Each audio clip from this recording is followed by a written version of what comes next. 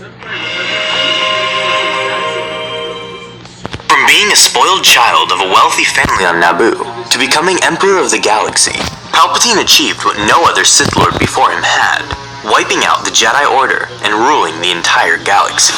So when he wasn't scheming to achieve power, or later flexing said power as Emperor, what did Palpatine do in his free time?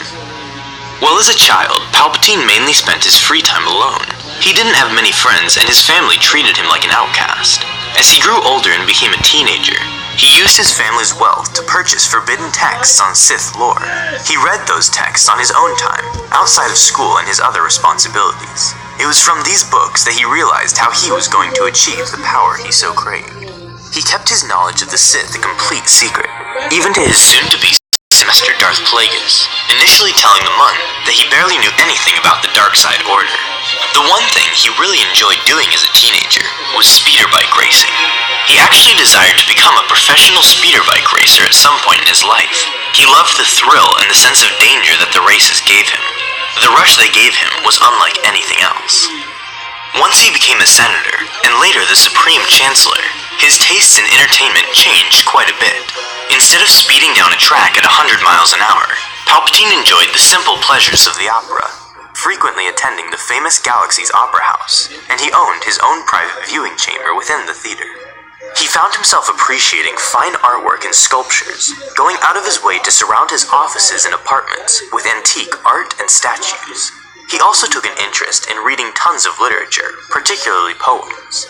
One collection of poems he really enjoyed reading were written by a poet by the name of Azanek, who was infamous for his poems being very dark, sickening, and outright offensive. Once he arose to the title of Emperor, Palpatine found his first few years as ruler of the galaxy to be extremely busy.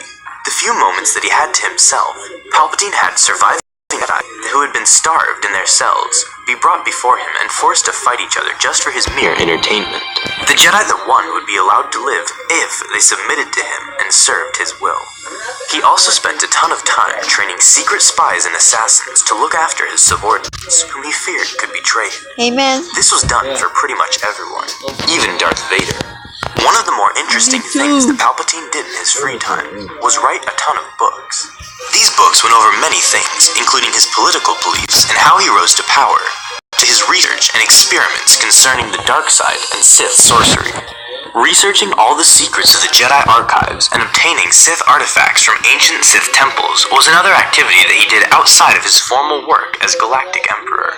One of the things he spent much of his time studying was trying to learn the secret of immortality. He owned many palaces and resorts across multiple planets, from Naboo to his secret fortress world Biss. His most famous palace was the one on Coruscant, which was the largest building on the entire planet. Once he had created the entire structure of his new empire and appointed the appropriate Moffs and governors to rule on his behalf, he began to reduce his direct impact on the empire and began doing things we mentioned earlier rather than rule. Although Palpatine craved power through his entire life, once he finally got it, and had no serious opposition against it, he kind of got bored. There was nothing super thrilling in just sitting on a throne and watching your empire expand and build itself up.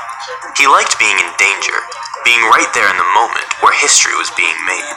A natural tick in him, which has been there within him since his younger teenage years during his speeder bike racing days, up to the very moment of his death, where he would put himself right in the front lines of the Galactic Civil War during the Battle of Endor, just so that he could witness the destruction of the rebellion in his own eyes, and also to be the one who turned Luke Skywalker to the dark side. This can also be seen with Palpatine playing power games with the Black Sun leader Xizor and Lord Vader, forcing the two into a bitter rivalry to appease him. A rivalry that amused him, but also indirectly caused chaos within the political structure of the Empire. Even as the Emperor, Palpatine enjoyed scheming and creating elaborate plots to achieve his plans, such as when he tried replacing Vader with Galen Marek, later referred to as Starkiller, by constructing an overly complex plan of rooting out rebellious leaders while also forging Starkiller to take Vader's place.